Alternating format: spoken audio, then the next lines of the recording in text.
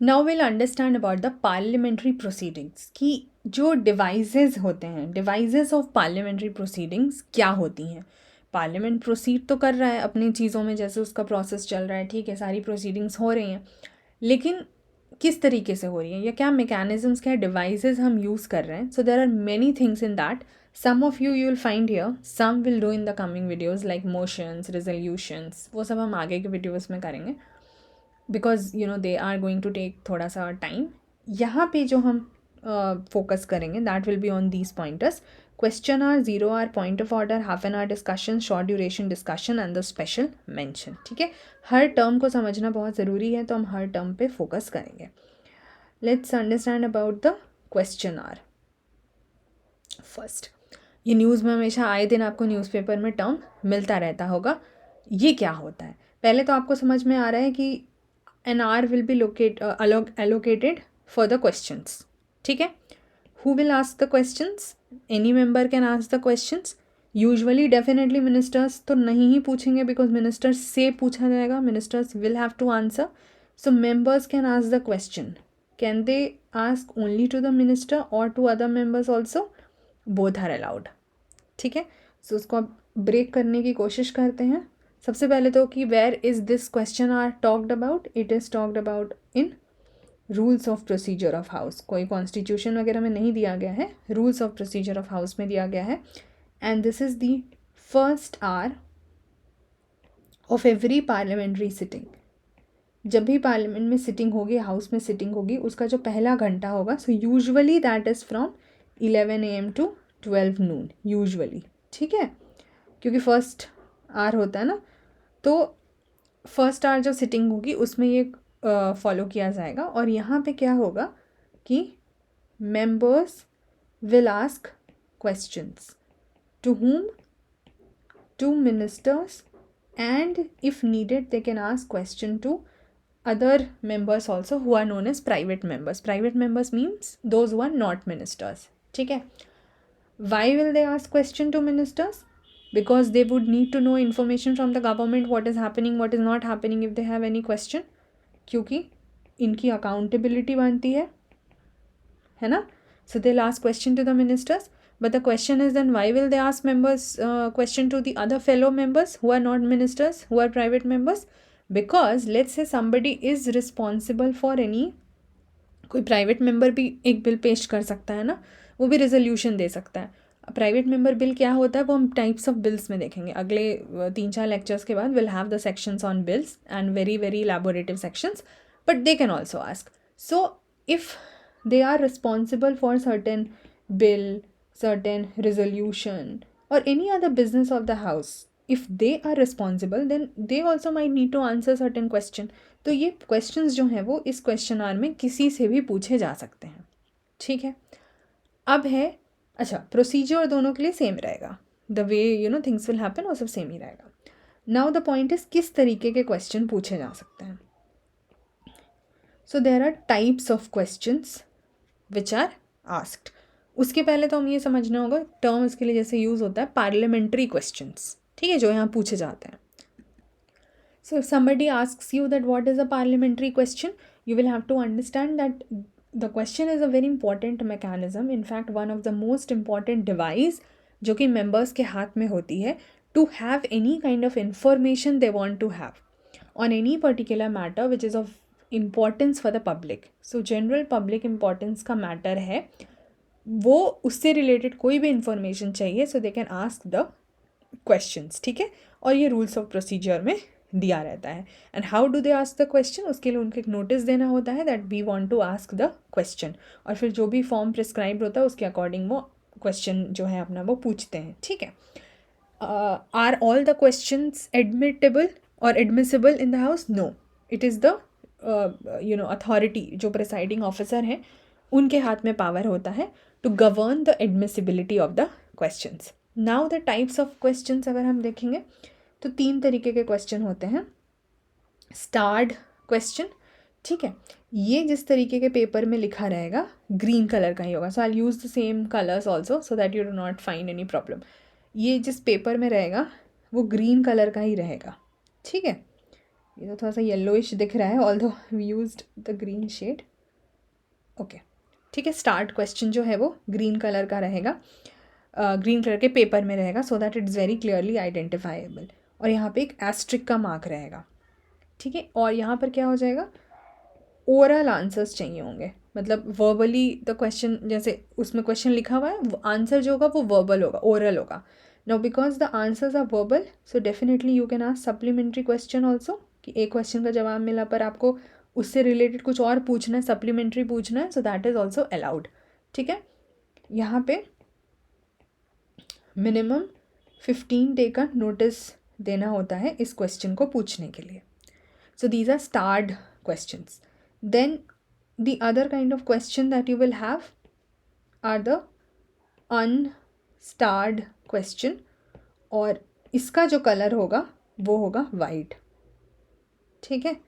सो इसका होता है ग्रीन, जिस पेपर पे लिखा होगा, इसका होगा वाइट, जस्ट वाइट पेपर पे। अब ये अनस्टार्ड है, मतलब इसमें कोई एस्ट्रिक साइन नहीं रहेगा, तो इसके लिए जो आंसर है उसके लिए हमें रिटन आंसर चाहिए, ठीक है। यहाँ पे भी आपको मिनिमम 15 डे नोटिस जो है वो देनी होती है, और हमको यहाँ पर रिटन आंसर चाहिए होगा।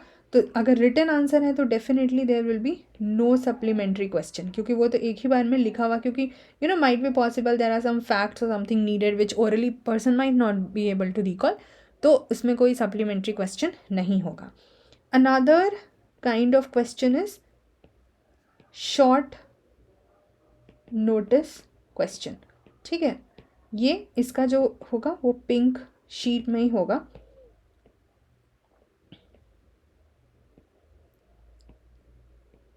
So the pink sheet will be there, जिसमें ये क्वेश्चंस रहेंगे। और ये किस तरीके के रहेंगे, यहाँ पर जो नोटिस होता है लेस देन 10 डेज़ का नोटिस चाहिए यहाँ पे, ठीक है, इसलिए इसको बोला भी जाता है शॉर्ट नोटिस क्वेश्चन। और यहाँ पे भी जो काइंड ऑफ आंसर होंगे वो ओरल आंसर होंगे। तो ये एक बेसिक डिफरेंस है जो आपको पता होना चाहिए। Now if the questions are asked to the private member, तो उसके लिए अलग से कलर यूज़ होता है, और आपको यहाँ पे दिख भी रहा होगा, बाई चांस मैंने येलो ही कलर यूज़ किया था, तो ये येलो कलर में ही, मतलब येलो पेपर ही यूज़ होता है, ठीक है, अगर प्राइवेट मेंबर से क्वेश्चंस पूछे जा रहे हैं तो ये different colours also you can remember, so green, white, pink and yellow, ठीक है। And these are the other details for the question hour the types of questions. अच्छा, यूजुअली जो हमने जैसे बात करी कि यूजुअली फर्स्ट सिटिंग में होता है, but let's say the Lok Sabha नए सेशन में आके पहली बार बैठ रहा है, या प्रेसिडेंट एड्रेस कर रहे हैं दोनों हाउसेस को, या बजट प्रेजेंट हो रहा है, तो इस तरीके के केस में जहाँ इंपॉर्टेंट उस दिन कुछ सिग्निफिकेंट होना होता है, नॉर्मल जब पार्लियामेंट में फंक्शन चल रहा होता है, बिजनेस हो रहा होता है, तो क्वेश्चन आवर को रखते हैं। लेकिन इस तरह के इंपॉर्टेंट टाइम पर हम क्वेश्चन आवर यूजुअली जो है वो नहीं भी होने को दिखता है। अच्छा, कोविड के टाइम्स में this was in news because central government had decided that they will suspend the question hour, क्योंकि पैंडमिक का सारा टाइम था कि मानसून सेशन में जो है क्या करेंगे, क्वेश्चन आवर को सस्पेंड कर देंगे, और ज़ीरो आवर का तो हटा ही देंगे, कर्टेल कर देंगे।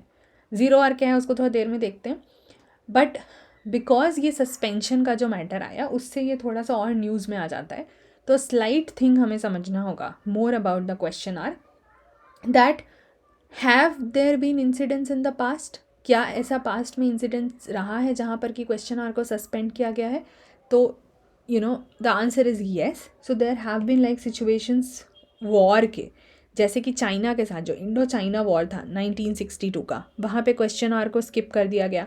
1971 में जो बांग्लादेश लिबरेशन के टाइम पे पाकिस्तान के साथ वॉर रहा, उसमें सस्पेंड कर दिया गया। जब इमरजेंसी हुई हमारे यहाँ, ठीक है, 75 से 77, उस बीच में भी क्वेश्चन आवर्स नहीं थे, एंड देन अभी पैंडमिक के टाइम पे इसको सस्पेंड किया गया था। तो there have been incidences of suspension of question. आप प्रीलिम्स में सीधा सीधा क्वेश्चन पूछ सकते हैं, ठीक है। नाउ द पॉइंट इज़ कि why is this question hour important, उसका क्या सिग्निफिकेंस है, तो आपको इसका आंसर अपने आप मिल जाएगा from what you will understand about the question hour, कि यहाँ पे मिनिस्टर्स या मेंबर्स से क्वेश्चन पूछे जाते हैं। तो ये सारा खेल अकाउंटेबिलिटी का है, ठीक है। तो ये इंश्योर करता है मेंबर्स एंड मिनिस्टर्स की अकाउंटेबिलिटी, और हमें पब्लिक को इन्फॉर्मेशन प्रोवाइड करने में भी मदद मिलती है। दूसरी बात, एक रेगुलर वर्क है ये जो कैरी आउट किया जाता है रेगुलर बेसिस पर, है ना. ऑलमोस्ट लाइक नॉर्मल सिटिंग्स में तो हम हर दिन करते हैं, कभी कभार नहीं हुआ तो इट्स अ डिफरेंट थिंग. तो मिनिस्टर्स हमेशा अपने टॉप पे रहेंगे कि उनसे हमेशा एक ऐसा टाइम फिक्स्ड है जहाँ उनसे क्वेश्चन जो है वो पूछा जाएगा. तो एक रेगुलरिटी डेली बेसिस पे करने के वजह से सारे मेंबर्स को भी मौका मिलता है टू आस्क द क्वेश्चंस. ठीक है. और यहाँ पे हम हर तरह के मैटर को, फॉरेन हो डोमेस्टिक हो, उठा सकते हैं. तो बहुत ही वाइडर स्कोप देता है क्वेश्चंस को लेके आने का. ठीक है. तो और जब लोगों को आंसर मिलता है तो definitely we get a opportunity to have the analysis of the same, क्योंकि हमको सीधा सीधा अथॉरिटी से जवाब मिल रहा है. ठीक है. अच्छा, वेन दिस वॉज सस्पेंडेड और इन अदर केसेज, अगर ये नॉर्मल केसेस में सस्पेंड होता है तो what will be the implication of it. That is also obvious that सरकार को जो मन करेगा वो कर सकती है. Whosoever is in the government, we are not just talking about the present time but any time for that matter. Right. So the opposition will just go into that very pathetic situation because उनके पास तो यही एक device है और normal basis पे question करने के लिए. So they will not get this. ठीक है. और पार्लियामेंट्री डेमोक्रेसी में we are suppose to have this accountability thing, थोड़ा सा which can be a problematic for you. Then consensus build नहीं हो पाएगा क्योंकि हमारे पास प्रॉपर इन्फॉर्मेशन ही नहीं रहेगी. गवर्नमेंट के पास ज़्यादा पावर हो जाएगा. ठीक है. Debate discussion which are the you would say the pillars of a parliamentary democracy would not be followed. So I hope you are understanding कि positive negatives जो हैं वो क्या हो सकती हैं. इसको लेके इश्यूज़ भी रहे हैं because let's say there is disruption in parliament तो क्वेश्चन आवर इफेक्ट होता है, ये उसका टाइम वेस्ट होता है ना. तो हमें मेन मुद्दे पे भी तो बात करना है. ऐसा नहीं कि सिर्फ क्वेश्चन आवर ही करते रह जाएंगे. जो मेन फंक्शन होगा हाउस का, बिल पासिंग एंड वो सब पे भी तो आना है. ठीक है. एट टाइम्स देखा गया है that the members do not take this very seriously. Corruption के इश्यूज़ रहते हैं. तो बहुत सारी चीज़ें हैं जो कि हमें प्रॉब्लमेटिक डेफिनेटली दिखती हैं in the case of question hour also. Now when we talk about the next device, question hour हो गया, ज़ीरो आर पे आते हैं. तो अगर हम ज़ीरो आर की बात करते हैं, अच्छा ज़ीरो आर क्या है कि ये एक पार्लियामेंट्री इनोवेशन है. ये इंडियन पार्लियामेंट का इनोवेशन है जो कि सिंस 1962 से फॉलो हो रहा है. Now see this question hour thing is also used in other places. ठीक है. दूसरे कंट्रीज़ में भी यूज़ होता है, लेकिन हमारा जो ये ज़ीरो आर है वो इंडियन पार्लियामेंट्री इनोवेशन है. और ये एक काइंड ऑफ इनफॉर्मल डिवाइस है. ठीक है. ये रूल्स में नहीं है. It is not in the rules. Constitution में तो नहीं ही है. ये एक इनफॉर्मल तरीके से यूज़ किए जाना वाला डिवाइस है. तो व्हाट इज़ द पॉइंट, जब क्वेश्चन आर था ही तो ये ज़ीरो आर की क्या ज़रूरत है. यहाँ पे the members can raise the matters without prior notice. ठीक है ना. Understand the difference. Question hour में हमने देखा था ना, parliamentary question, when I explained you, I told you that a notice needs to be given and the admissibility will be decided by the presiding officer. और हमने देखा minimum 15 दिन notice, minimum 15 दिन नोटिस, लेस देन 10 दिन notice चाहिए. ठीक है. लेकिन यहाँ पे without any prior notice the matter can be raised by the members. तो ये जो होता है, ये जैसे मान लीजिए 12 बजे तक रफली ख़त्म हुआ तो ये अराउंड 12 नून होता है क्योंकि ये आफ्टर क्वेश्चन आर होता है. ठीक है. So immediately after question hour होता है.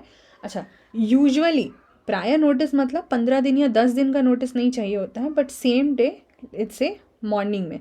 तो अराउंड 12 बजे से अगर शुरू हो रहा है तो रफली अराउंड लेट्स से 8:30 से 9 AM के बीच में नोटिस दे देना होता है टू द स्पीकर और द चेयरमैन, जो भी प्रिसाइडिंग ऑफिसर हैं, दैट वी वुड वांट. क्योंकि एक प्रोसेस तो उनको चाहिए ना स्टार्टिंग में कि आज पूरे दिन के फंक्शनिंग में हमें क्या क्या चीज़ें रखनी है. ठीक है. तो वो क्वेश्चंस के लिए वहाँ पे उनको पहले इन्फॉर्मेशन दे दी जाती है and their discretion is final कि वो अलाउ करेंगे कि नहीं करेंगे. एज सच कोई लिमिट नहीं है कि how many matters can be taken up in a day, but usually 20 matters के आसपास अभी प्रेजेंटली जो है वो फॉलो करते हैं. ठीक है. और ये कब तक चलता है, जैसे नॉर्मल बिजनेस जो हाउस का, पहले तो मतलब आप समझिए डे शुरू हो रहा है तो क्वेश्चन आर हो रहा है, फिर ज़ीरो आर हो रहा है. ठीक है. एंड देन जो बिजनेस ऑफ द हाउस होगा, मतलब जो main functioning of the house होगा वो कैरी आउट हो जाएगा. ठीक है. जब मेन उस दिन का जो agenda for the day follow up होता है. ठीक है. So this is how the mechanisms take place. These are 2 devices, important ones. तो I just mark question hour हो गया, 0 आर हो गया। अब समझते हैं पॉइंट ऑफ ऑर्डर क्या होता है। Next is point of order. Now what is this? Now see, whenever a question is agreed by the house, ठीक है, मान लीजिए हाउस के सामने कोई क्वेश्चन रखा गया, तो a house can either go into favour of that question और अगेंस्ट दैट क्वेश्चन। अगर अग्री कर जाते हैं तो that agreement is done either in the form of A resolution और ऑर्डर। ठीक है, ऑर्डर हम अभी समझेंगे, ये पॉइंट ऑफ ऑर्डर। रिजोल्यूशन हम आगे समझेंगे, will have a separate section on that. लेकिन ये जो पॉइंट ऑफ ऑर्डर है ये थोड़ा सा उस चीज़ से स्लाइड डिफरेंट है। और यहाँ पर क्या होता है इस पॉइंट ऑफ ऑर्डर में, that is raised bye a member. ठीक है, you should not gate confused with the order word that I just explain you, therefore I talked about it. और रिजोल्यूशन क्या है वो हम तभी समझेंगे। तो ये एक मेंबर जो हैं वो रेज करेंगे at the moment, at the moment. अब कब वो करेंगे? Why the member will feel that I need to raise a point of order, kind of pointing out towards something that order is not maintained. Let's understand it this way, that order is not maintained. I feel that order is not being maintained and I want to raise a point of order. तो कब वो करेंगे? At the moment, जब उनको लगेगा कि normal rules जो है वो नहीं फॉलो हो रहा है। when they will feel that in the house proceeding the normal rules of procedure are not followed, then a member will raise this point of order as a kind of objection. ठीक है, अब क्या हो जाएगा? when certain such things are used or raised, जाहिर सी बात है कि usually it's going to be an opposition member. उन्हीं को तो लगेगा ना कि नॉर्मल फंक्शनिंग नहीं चल रही, क्योंकि सरकार के अगेंस्ट में बात करनी होगी। And why do they usually use it?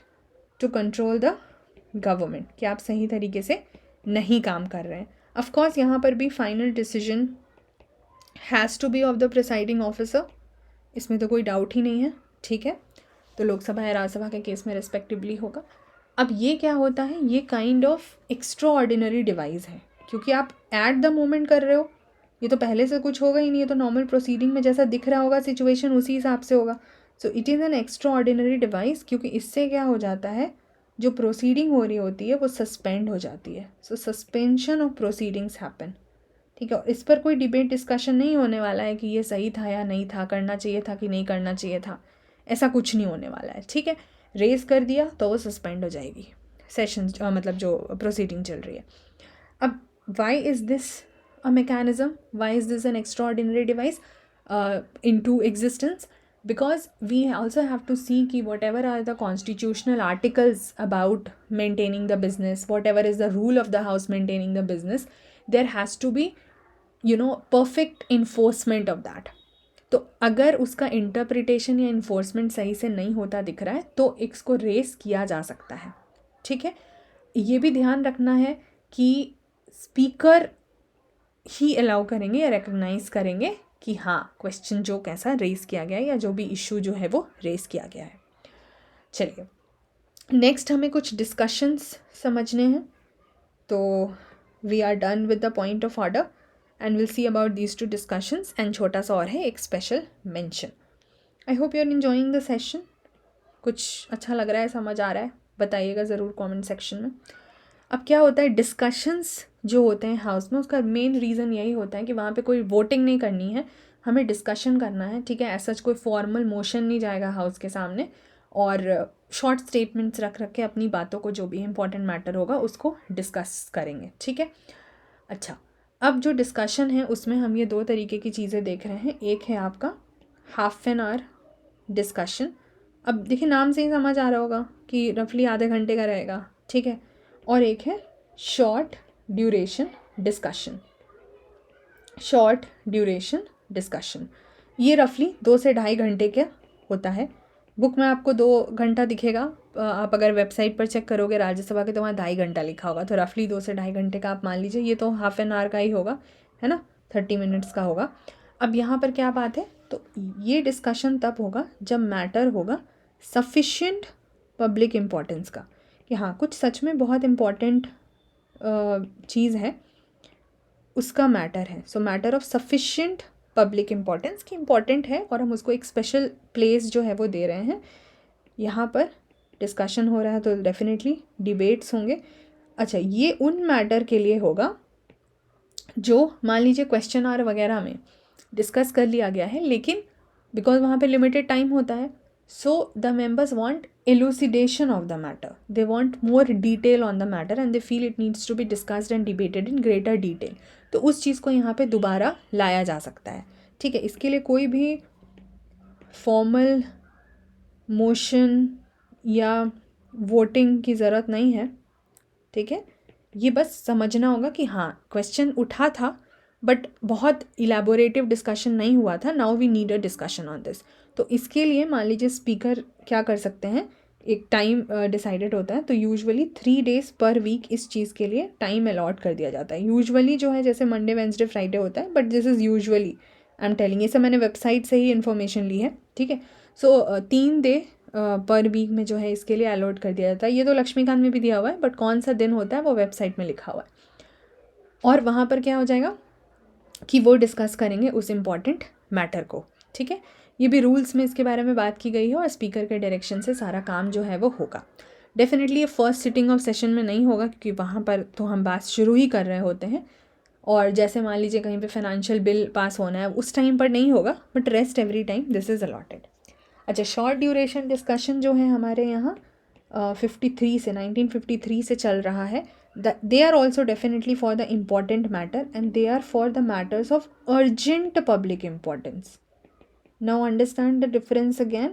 This is for sufficient public importance कि ठीक है कुछ मैटर है जिस पे उतना डिटेल नहीं हुआ था क्वेश्चन आर में डिस्कशन, क्योंकि वहाँ पे तो सिर्फ क्वेश्चन आंसर हो रहा है ना, तो उसके लिए हमको डिटेल में डिबेट डिस्कशन चाहिए and the matter is important for the public, तो भाई करेंगे ये। लेकिन if something is of urgent public importance, ठीक है, तो फिर ये मेंबर्स यहाँ पे इसको रेस करते हैं। देयरफॉर इसका ड्यूरेशन भी थोड़ा ज़्यादा बड़ा है। इसके लिए हफ्ते में 2 दिन पर वीक जो है वो डिसाइड कर लिया जाता है टाइम बाय द स्पीकर। इसके लिए भी नो फॉर्मल मोशन या वोटिंग ये इसके लिए भी नहीं होती है। ठीक है, ये अपना डिस्कशन चल रहा होता है। That is it about the short duration and the half an hour discussion. एक लास्ट हमें करना है which is about the special mention, तो उसको यहीं पे कर लेते हैं।